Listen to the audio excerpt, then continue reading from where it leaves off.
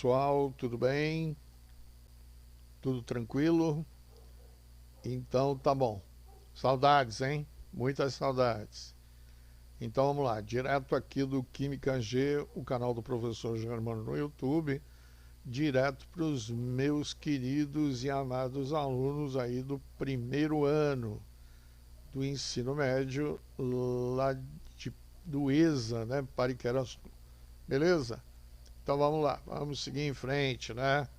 E aí, seguindo a nossa rotina, seguindo a nossa metodologia, então tá aqui, ó, passando para vocês aqui o gabarito, né, da aula 11, tá, da última aula, capítulo 2, página 20, né, que são as atividades mínimas. Então eu espero que vocês tenham feito, não só as mínimas, como as complementares, tá? E aí, qualquer dúvida que vocês tenham, é só vocês falarem comigo ou no ClassApp, ou no Plural Maestro, ou no química.gelofebu@gmail.com. Beleza? Então, só para confirmar, aqui está o gabarito, né? Vocês confiram exatamente com o que vocês fizeram. É, é, se saiu bem, beleza, ótimo. Se tiver alguma dúvida, entra em contato comigo para a gente sanar todas essas dúvidas. Beleza? Então vamos seguir em frente, né? Vamos então para a nossa aula de hoje. Então esse encontro de hoje nós vamos falar sobre da aula 12, aula 13 e aula 14, que são assuntos que dá para a gente concentrar tudo num bate-papo só, né? Numa exposição só, e a gente já mata aí 3 aulas na sequência, beleza? Então vamos seguir em frente, né? Sem perder tempo. Então vamos lá. Então vamos começar com a evolução dos modelos atômicos, aula 12, né? Página 219. Então, pessoal, vamos lá. A primeira ideia, né? A grande verdade foi o seguinte: o homem é um bicho muito frágil, né? Medroso e, consequentemente, muito dependente, acabou muito dependente de, de deuses, né? E aí, então, tudo aquilo que a gente não conseguiu uma resposta é, convincente, a gente delegava para uma outra pessoa. Ah, não, foi. Na verdade, isso é uma obra de Deus, é Deus que fez, né? Ah, foi porque Deus quis assim. Então, essas coisas. E o que acabou acontecendo? Chega uma hora, chegou sempre a característica principal do ser humano. O ser humano é muito curioso, né? Alguns não aceitam pacificamente, né, tranquilamente, argumentos que não sejam comprovados. E aí cada momento da nossa civilização foi assim, né? É, quando a gente começa ali é, com os registros efetivos, né, dos nossos pensamentos, da nossa maneira de se organizar, né, primeiro ali com o pessoal ali dos egípcios, né, que foi a primeira grande civilização super organizada, né, mas muito religiosa, né, extremamente voltada, né, toda o seu foco era voltado para os deuses, né, os faraós. Logo em seguida, os gregos, né, os egípcios saem de cena e aí entram os gregos. Os gregos já pensavam diferente, né? Eles até tinham muitos deuses, mas eles olhavam as coisas de um modo mais prático, né?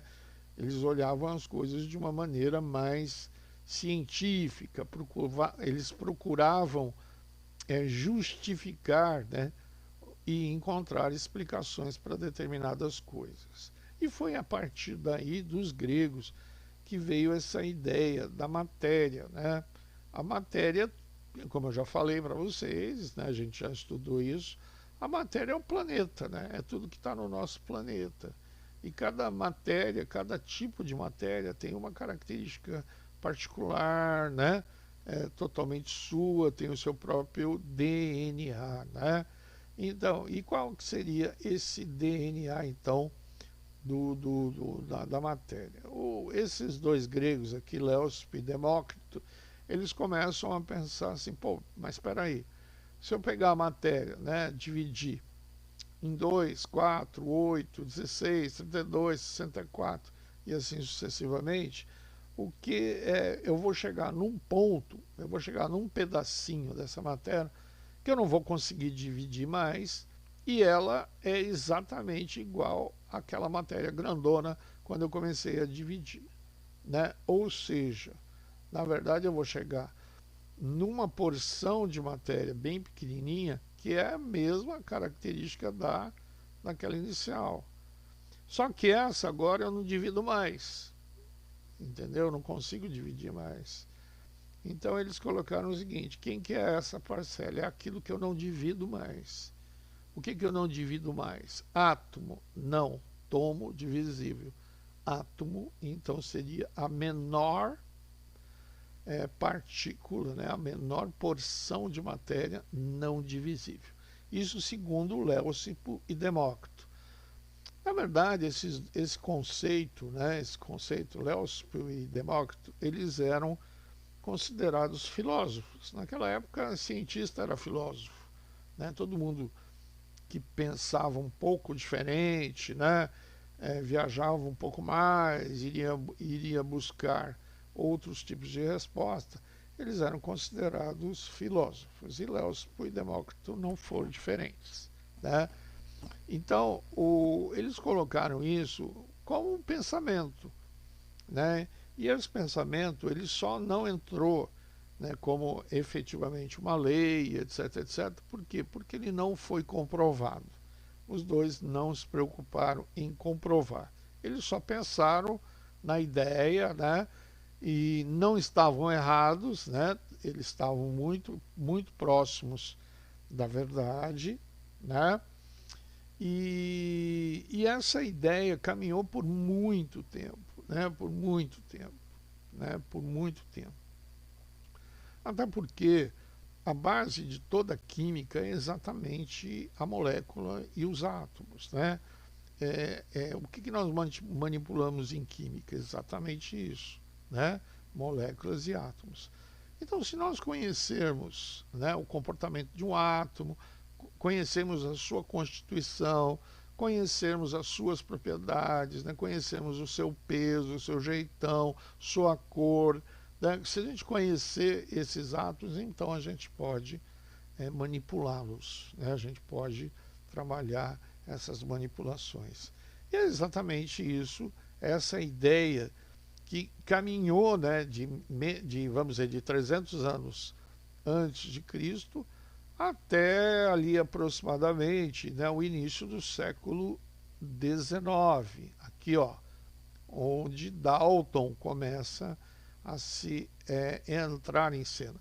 E deixar a química durante todo esse período, pessoal, era considerado um tipo de ciência, né, ou um tipo de segmento que estava muito mais próximo, né, de situações demoníacas, né? A química normalmente contrariava, né, os preceitos de Deus ou dos deuses, né? Ou, ao contrário, às vezes era exatamente o próprio caminho, né? Não só de deuses, mas como de demônios. Então, por isso que os laboratórios químicos eles foram construídos, eles foram desenvolvidos em florestas, né? Clandestinamente, né? Bruxas, né? Que eram excelentes químicas, eram manipuladoras de extratos, porções, né? E muitas vezes consideradas porções mágicas, né? Então a química ela sempre caminhou muito mais dentro de um contexto físico do que de um contexto científico. Isso só ocorreu quando Dalton, né, começa a dar uma cara nova para a química. Aí ele começa a identificar, né, os elementos químicos, começa a dar peso, começa a dar cor, começa a dar forma, começa a colocar isso no papel, começa a registrar isso na academia, né, nas academias de ciências da época, francesas, britânicas, alemãs, que eram os grandes centros de pensamento, e isso também só ocorre, você vê, ali quando o homem, logo depois do Renascimento, né, a partir do Renascimento em 1500, quando o homem sai da idade das trevas, né, sai da Idade Média, que foi exatamente um momento onde a humanidade ela teve muito, né, presa, vinculada, e totalmente assediada pela igreja, né, pelos conceitos é, limitadores, né, da religião, de uma forma geral, tá? De uma maneira geral. Então, foi um momento onde as pessoas tinham medo de pensar, né? As pessoas eram punidas por pensar, as pessoas eram queimadas por pensar. Então, quando ali, depois do Renascimento, depois de 1500, as coisas começam a mudar, né? Aí começa-se realmente a se pensar mais cientificamente sobre tudo de uma forma geral, né? Então, a física começa a se desenvolver, a química se desenvolve, a matemática, né? A linguística e etc, etc, né? A partir do Renascimento que tudo isso começa a tomar uma forma diferente, né? E Dalton, na nossa praia, que é a química, ele foi o grande idealizador, junto com Lavoisier, do princípio organizacional da química, da ciência química, e agora não mais como feitiçaria, e sim agora como ciência. Então, um dos postulados de Dalton foi pegar a ideia de Leucippe e Demócrito e colocá-la agora no papel, né? Colocá-la agora como uma lei, como uma referência química, efetivamente química. Então, Dalton ele disse o seguinte, que toda matéria é constituída por átomos, né? Átomos, porém esses átomos seriam bolinhas maciças, teriam a forma, né? Ou pelo menos a ideia de uma porção de matéria maciça. Pode até não ser redondinha, né? Pode ser quadradinha, triangular, pode ser da maneira como uma pedrinha, né? Pode ser da maneira que quiser. Mas ele imaginou, né, para efeito didático, né, como se fosse uma bolinha maciça. E cada átomo teria as suas características. Cada um deles, né, teria uma porção de matéria, representaria uma porção de matéria. E aí, a partir disso, é que Dalton também, justamente nessa organização, ele dá nome, ele dá peso, né? Ele começa a tratar a química como ciência, tá? Não mais agora como um caminho, né? Ou uma porção mágica, beleza? Então, isso foi quando? Foi no início do século XIX, tá? Isso no início do século XIX, junto principalmente com Lavoisier, né? Lavoisier, que é o pai da química, né? Ele que foi um grande químico, fez inúmeras descobertas e etc, etc, etc. Beleza? Bom, logo em seguida, aqui, ó, que foi início do século XIX. Aí já um pouquinho no final do século XIX, um cara chamado Thomson, né? É um cientista também inglês, agora ele é inglês. Dalton era inglês, né? Lavoisier que era francês, tá? E eles trocavam, né, essas figurinhas na época e conseguiram trabalhar a organização da química. Thomson era inglês, né? Ele se sucedeu a Dalton. E isso é para vocês terem uma ideia de que, na verdade, as ideias elas sempre são aprimoradas, né? Eu posso ter uma ideia hoje, legal, tive uma boa ideia, mas daqui a 30 anos alguém vai pegar a minha ideia e vai melhorar essa ideia, né? Ele vai esclarecer melhor ainda essa ideia, né? Ela vai deixar essa ideia muito mais nítida, que foi o que Thomson fez. Então, a partir de estudos, né, da energia elétrica dos materiais, então Thomson chegou à conclusão de que o modelo de Dalton não contemplava o verdadeiro comportamento da matéria, porque na matéria, Thomson entendia que a matéria ela tinha cargas, né? Ela se manifestava eletricamente. E aí, para se manifestar eletricamente, eu deveria ter as duas características principais, ou seja, ela tem que estar o número de cargas positivas, né? E o número de cargas negativas, elas têm que estar ali equivalentes, ou uma um pouco mais, outra um pouco menos, né? Dependendo da situação. Mas toda a matéria tinha uma parte positiva e uma parte negativa, ou seja, carregada eletricamente, né? Então, o que Dalton pensou? Ele pensou assim, ele fez a seguinte analogia. Ele comparou o átomo como se fosse um pudim de passas, né?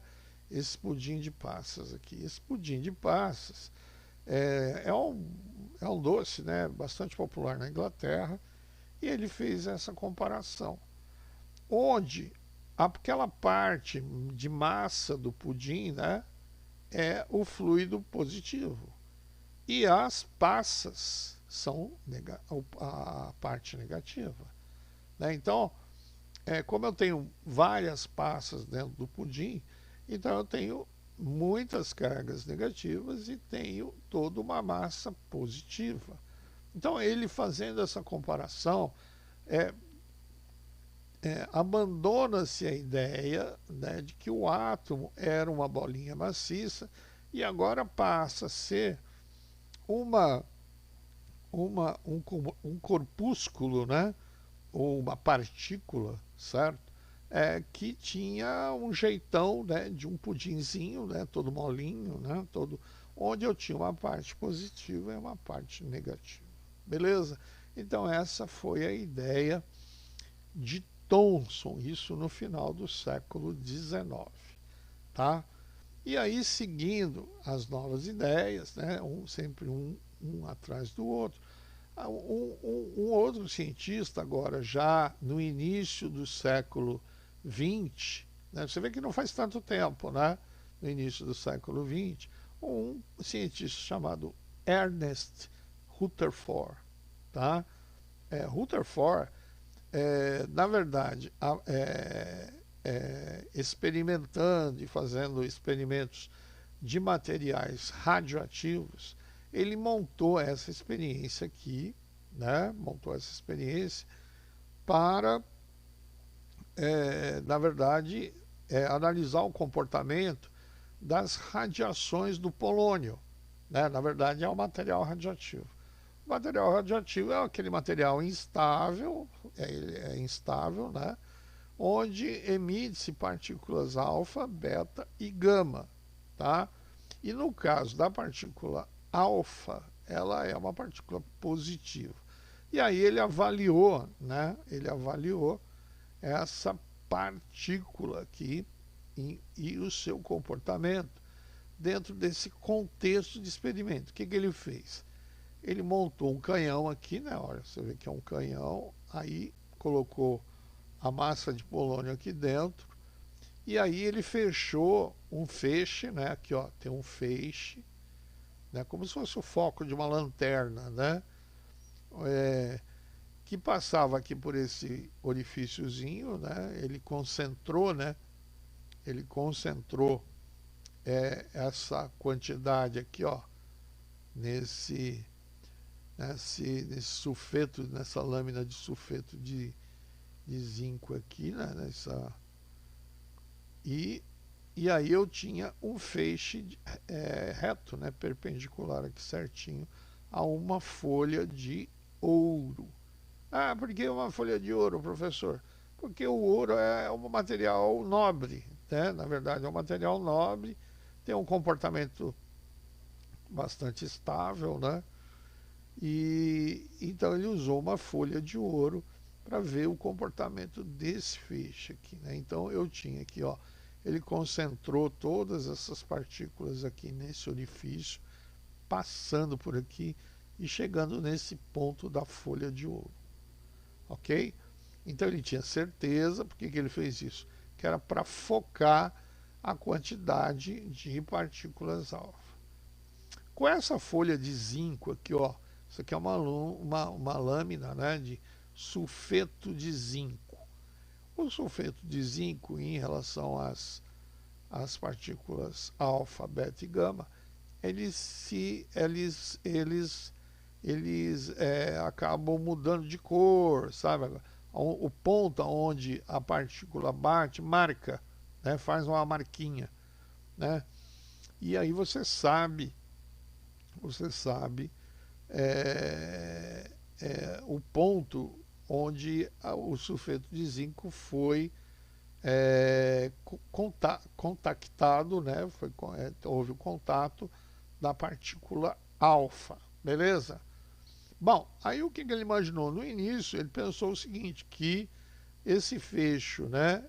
Na verdade ele estava querendo medir, né, a capacidade dessas partículas alfa atravessarem determinados materiais, né? Tanto que a gente sabe, né, que a que tem maior poder de profundidade, né, de passar por materiais, é a partícula gama, tá? As partículas alfa, elas têm as que têm mais e maior dificuldade, né? Então, aqui a folha de ouro, tá, era um material onde ele tinha certeza, ele sabia que essas partículas iriam passar. Beleza. Bom, aí o que aconteceu? O feixe chegou aqui, aí ele percebeu que ele tinha uma marca aqui, ó, no feixe, que vinha direto, certinho, né? Na mesma direção e sentido do feixe principal. Beleza.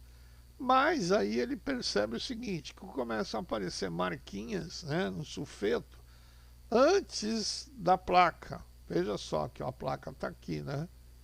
Aí aqui, ó, essas duas aqui, ó, essas três aqui são antes da placa. Essas duas aqui são que desviaram, né? Desviaram. Essas aqui são que desviaram. Opa, peraí.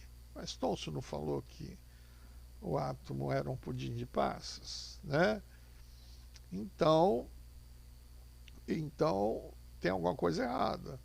Porque o feixe que devia, né, se fosse um pudim de passas, provavelmente esse feixe aqui ia ter muita dificuldade para passar por esse material, né? Mas passou, você viu que passou, né? Aqui, ó, a maioria das partículas alfa atravessa a lâmina de ouro sem sofrer desvios, né? Então isso significa o quê? Que tem uma parte aqui, ó, desse material que não oferece nenhum impedimento à passagem da partícula, né? É como se fosse um vazio, né? Como se, apesar de existir a placa, eu tenho um ponto vazio que eu posso atravessar, né? Sem nenhuma dificuldade. É isso que aconteceu aqui, tá? Então, o registro, né, dessas marcas no sulfeto de zinco foi que determinou então que havia desvios e havia uma partícula, né, que não passava, batia e voltava. Então, se nós formos levar em consideração que a partícula alfa é positiva, então provavelmente batia em alguma coisa positiva, né, alguma coisa muito positiva, né? E aí Rutherford, diante desse comportamento, ele chegou à conclusão de que o modelo de Thomson não estava correto, que não era né, um pudim de paz. Na verdade, eu tinha uma parte realmente um pouco mais consistente, que constituía das cargas positivas, que era onde bati e voltava. Tinha uma parte onde não tinha nada, que é exatamente onde o feixe passava, né? E essa outra parte maciça batia e ricocheteava, né, os outros raios. E aqui eu tenho uma parte onde que está exatamente as cargas negativas. Então é um modelo muito parecido, né? O Rutherford faz um modelo muito parecido, como se fosse o sistema solar, né? Então olha aqui, ó, o Sol aqui no centro, que é o núcleo, né? E os planetas aqui em volta, que são os elétrons. E o espaço é a eletrosfera, né? Então dentro desse contexto aqui, ó, dentro desse universo aqui, que chama eletrosfera, eu tenho um núcleo positivo. Beleza? Um pouquinho depois também, já em 1932, um cientista chamado Chadwick descobre que no núcleo eu não tenho só carga positiva, eu também tenho um outro tipo de partícula que não tem carga, que não é nem positiva nem negativa, mas que tem massa e que dá toda a característica de massa do próprio átomo, né? A maior concentração de massa de um átomo está no núcleo, tá? Então, no núcleo eu tenho prótons mais nêutrons. Chadwick deu o nome dessa partícula que não é nem positiva e nem negativa, de nêutron, beleza? Então, esse aqui, ó, acabou se tornando um modelo atômico, né, que a gente conhece e trata, né? Nós vamos tratar dele aqui no ensino médio, beleza? Então vamos aqui para o exercício, né? Então esse exercício é a associação, né? Você vai associar esses conceitos com cada um desses momentos, né? Aqui ele pede para montar, né, um modelo atômico, né? De um átomo que possui 2 prótons e 2 nêutrons. Então tá aqui, ó, 2 prótons, 2 nêutrons, né? Isso aqui é o núcleo. Então, como esse átomo ele é neutro, então ele tem 2 cargas negativas, tá? São 2 elétrons, beleza? Na verdade, esse é o átomo de hélio, né? Ok? Vamos ver aqui, ó, a primeira noção de átomo sem base científica. Foram os filósofos, F, né? Primeira noção de átomo com base científica, experimental. Aí foi Dalton, né? Dalton, né? Que através de alguns experimentos ele começa a provar, né? Que a matéria é constituída por esses elementos muito pequenininhos. Demonstrou experimentalmente que o átomo não é indivisível. Não é indivisível. Então foi Thomson, né?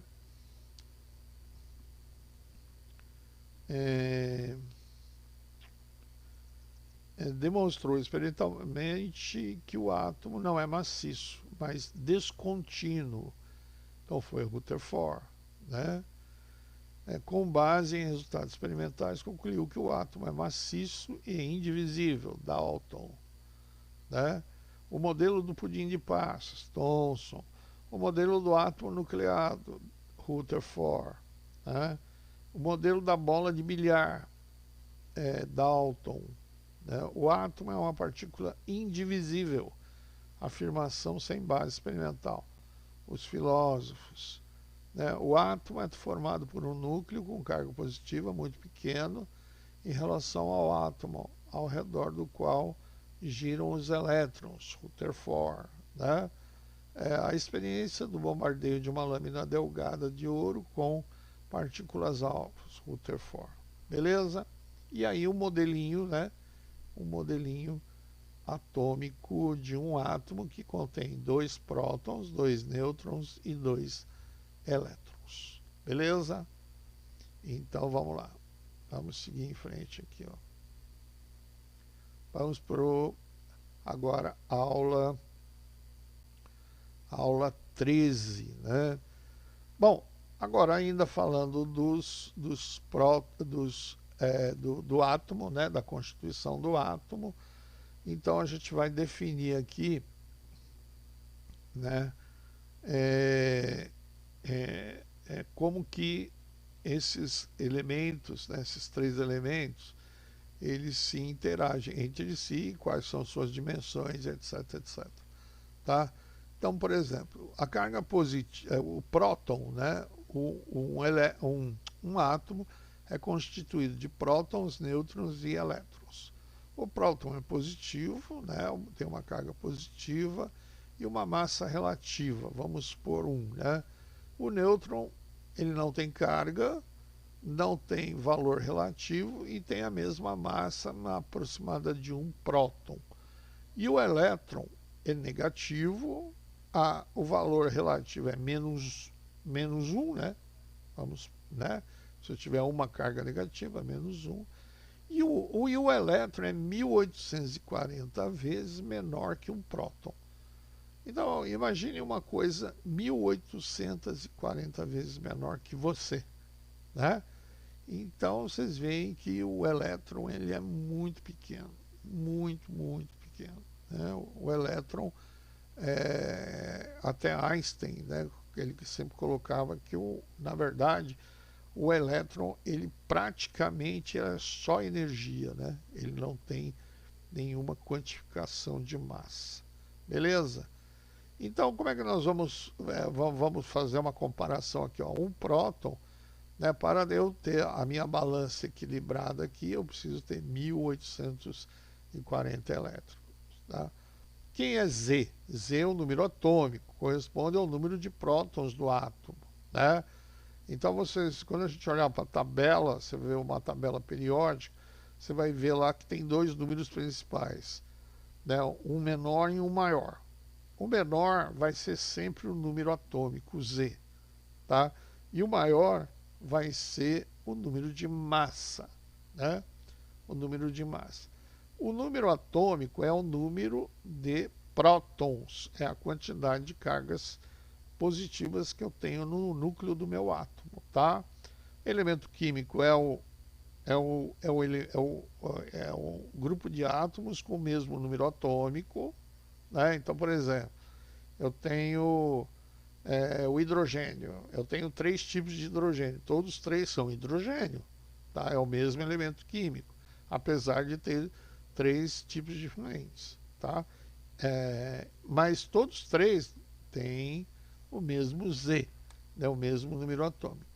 Né? Então, aqui, ó, por exemplo, vamos ver aqui, ó, o elemento químico sódio. Né? Qual é o símbolo? Na, número atômico 11, tem 11 prótons. Número atômico é 11, isso significa que ele tem 11 prótons. O carbono, né? O carbono aqui, ó, carbono C. Qual é o número atômico? É 6. Quantos prótons tem? 6. Né? O mercúrio, 80, beleza? E o número de massa? O que corresponde ao número de massa? O número de massa é a carga, a soma de prótons mais nêutrons, da massa de prótons mais a massa de nêutrons, ok? Então, por exemplo, aqui, ó, vou pegar o exemplo do mercúrio, né? O mercúrio, ele tem o Z, que é o número atômico, ele tem 80 o que? Prótons. Né? E o número de massa, que é a letra A, é 200. Então significa o quê? Que ele tem 120 nêutrons. Ele tem 80 prótons. Ah, mas professor, pode isso? Nunca vai ser igual? Não. Pode ser menor e pode ser maior. ou pode também ser igual. No caso do mercúrio é maior, né? Então ele tem 120 nêutrons a mais do que os 80 prótons aqui. Então qual é a massa desse átomo? É 80 mais 120, que é 200. Beleza? Se eu tiro se eu tirar um elétron, isso significa que eu vou ficar positivo, o átomo vai ficar com menos elétrons do que ele era originalmente. Isso significa que se eu tiro um elétron, ele fica com uma carga positiva a mais. Se ele fica com uma carga positiva a mais, ele fica positivo. Se ele fica positivo, ele é conhecido como cátion, tá? Se o íon negativo, se ele ganha um elétron, né, se eu tenho um átomo e esse átomo ganha um elétron, significa que ele ficou com mais elétrons do que era originalmente. Se ele ficou com mais elétrons do que era originalmente, significa que ele ficou negativo. Se ele é negativo, então ele é um ânion. Beleza? Tá bom? Então vamos seguir aqui, vamos fazer o exercício, né? Então olha aqui. Vamos fazer o exercício. Então eu tenho, completa a tabela a seguir, né? Então olha aqui, ó. Eu tenho aqui o cloro. O cloro tem esse númerozinho aqui em cima, né? Ó, o númerozinho aqui em cima, o númerozinho aqui embaixo, né? O númerozinho de cima é 35, né? Deixa eu ver aqui. Isso, é 35. 35 é um número maior, né? Então eu tenho um número maior, um número menor. Então o menor vai ser sempre Z, 17. O maior, 35. Então isso significa o quê? Que ele tem 17 prótons, tem 18 nêutrons e tem 17 elétrons, porque esse átomo está eletricamente neutro. O fósforo aqui, ó, né? É 31 e 15. Então ele tem 15 prótons, né? Tem 31, o número de massa é 31. Então o número de nêutrons é 16. 16 mais 15, 31. Tá? Então significa, como ele está neutro aqui, o mesmo número de elétrons é igual a 15. Beleza? É o urânio, 238 de número de massa e 92 de número Z, né? Então eu tenho 92 prótons e tenho 146 nêutrons. Se eu somar os dois, eu tenho o número de massa, 238. Como esse átomo é eletricamente neutro, então eu tenho aqui o mesmo número de elétrons, então 92. E de que número de prótons e nêutrons encontrado em uma molécula de gás carbônico, né? Então olha aqui, ó. O carbono tem 6 prótons, 6 nêutrons e 6 elétrons. O oxigênio tem 8 prótons, 8 nêutrons e 8 elétrons. Assim como, então, o número de prótons, somando tudo, vai dar 22. Né? Na verdade, eu tenho 2 vezes 8. Né? Porque é CO2 aqui, ó, tenho 2. Né? Aqui é a mesma coisa, tenho 22, então eu tenho 22. Beleza? Fácil, né? Tranquilo, né? Então vamos lá, tem mais um exercíciozinho aqui, né? Complete a tabela a seguir. Aqui, ó, aqui eu já tenho, são 2 cátions e 2 ânions. Então aqui, ó, tem uma carga positiva. Então isso significa que no início, né, ó, 11, né, ele tem 11 prótons, 23 número de massa. Então ele tem 12 nêutrons, né? 12 mais 11, 23. Agora, quantos elétrons tem? Se ele tem uma carga positiva, significa que ele perdeu um elétron. Então, quando antes ele estava neutro, ele tinha 11. Se ele perdeu um, agora ele tem 10. A mesma coisa o alumínio, tá? O alumínio, ó, aqui é 3 mais, significa que ele perdeu 3 elétrons. Então, no início, ele era igual. Então, ele tinha 13 elétrons e 13 elétrons. Só que agora, como ele perdeu 3, então ele só tem 10. O cloro, ao contrário, agora ele ganhou, né? O cloro ganhou, então se ele tem 18, então ele tem 17 prótons e 18, porque ele ganhou 1. Ó, 1. Aqui é o enxofre, 2 menos. 2 menos significa que ele ganhou 2. Então ele tinha 16 prótons. Se ele ganhou 2, e antes ele era neutro, que tinha 16 elétrons, então agora seria 16 mais 2, 18. Beleza? Então o esmalte do dente é formado basicamente por um mineral extremamente duro, a hidroxiapatita. Esse mineral contém cálcio, fósforo e hidroxila, né, em sua composição. Calcule o número de prótons, nêutrons de cada um desses íons. Então aqui, ó, aqui na verdade ele está colocando aqui como íon, né? Então eu tenho que descontar ou acrescentar o número de elétrons. Então aqui, ó, 2 mais, significa que ele perdeu 2 elétrons, né? Então aqui, ó, então ele tem 20 prótons, tem 18 elétrons e tem 20 nêutrons. Beleza? Aqui é a mesma coisa, né? Aqui é a mesma coisa. E então tem 48 e o H a mesma coisa. Mesmo raciocínio. Beleza? Então tá bom, vamos seguir em frente aqui, né? Vamos lá. Agora vamos para a aula 14, né? Que são as semelhanças atômicas. Essa aqui é muito fácil, tá? Super rápido. Então, quando eu tiver átomos, né? Quando eu tiver átomos com os Z iguais, todos os Z iguais, né? Então, por exemplo, aqui o hidrogênio. Lembra que eu falei que o hidrogênio existiam 3 tipos, né? Eu tenho o hidrogênio comum, que é o prótio, tá? Tenho o deutério e tenho o trítio. São 3 tipos de hidrogênio diferentes, tá? É hidrogênio, todos têm o mesmo número Z, ó. Z é igual, tá? Né? Totalmente igual. Então é 1, 1 e 1. O que muda aqui? Muda é a quantidade de nêutrons, né? Aqui eu não tenho nenhum nêutron, né? Aqui eu tenho um nêutron e aqui eu tenho 2 nêutrons, tá? São esses dois aqui, o deutério e o trítio, eles são hidrogênios muito raros, tá? Então quando eu tiver essa circunstância aqui de Z iguais, então eu vou dizer que eles são isótopos entre si. Então o deutério é isótopo do prótio, assim como o prótio é isótopo, né, do trítio, e o trítio do deutério, e o deutério do prótio, e do deutério para o trítio, e assim sucessivamente.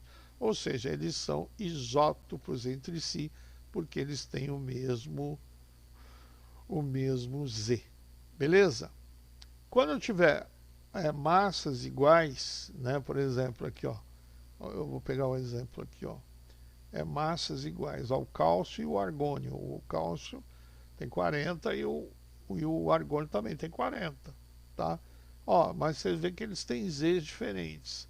Então, quando o número de massa for igual, eles serão isóbaros entre si.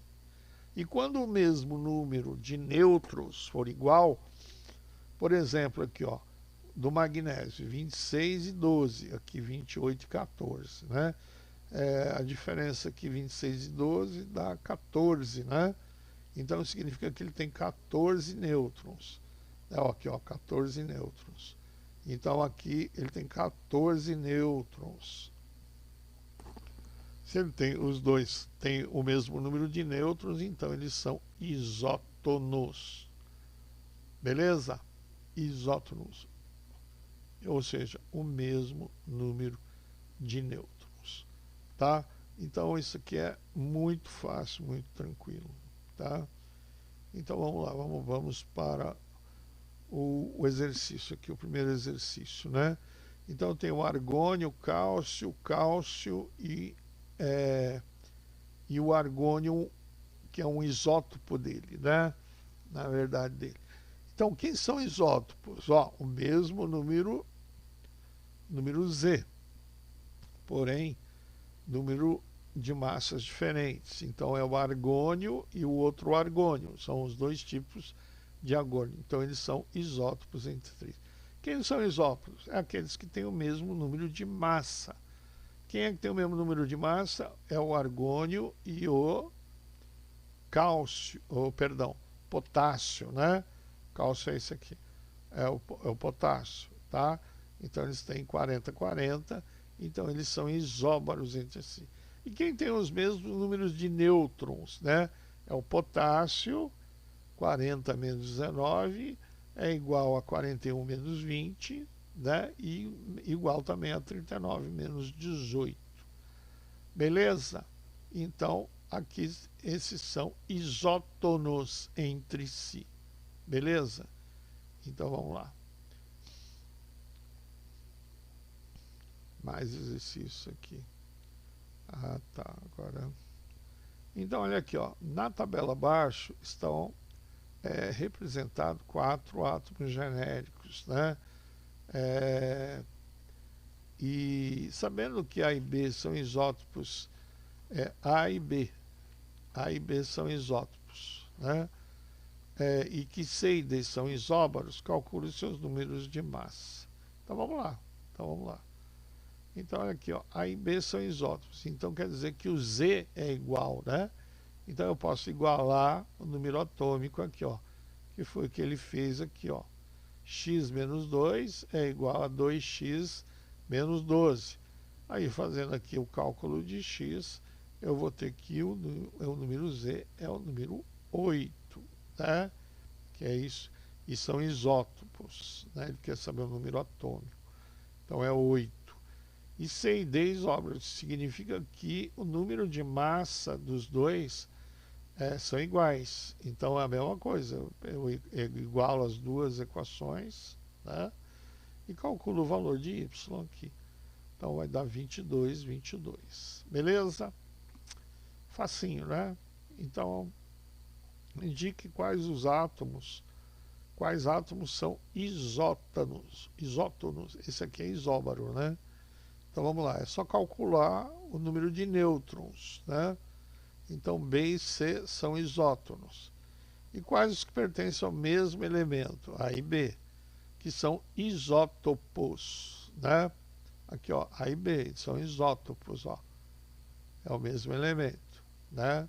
Beleza? Então tá bom. Vamos lá, vamos seguir em frente aqui, ó. Então vamos para o terceiro exercício. São dadas as seguintes informações, né, relativas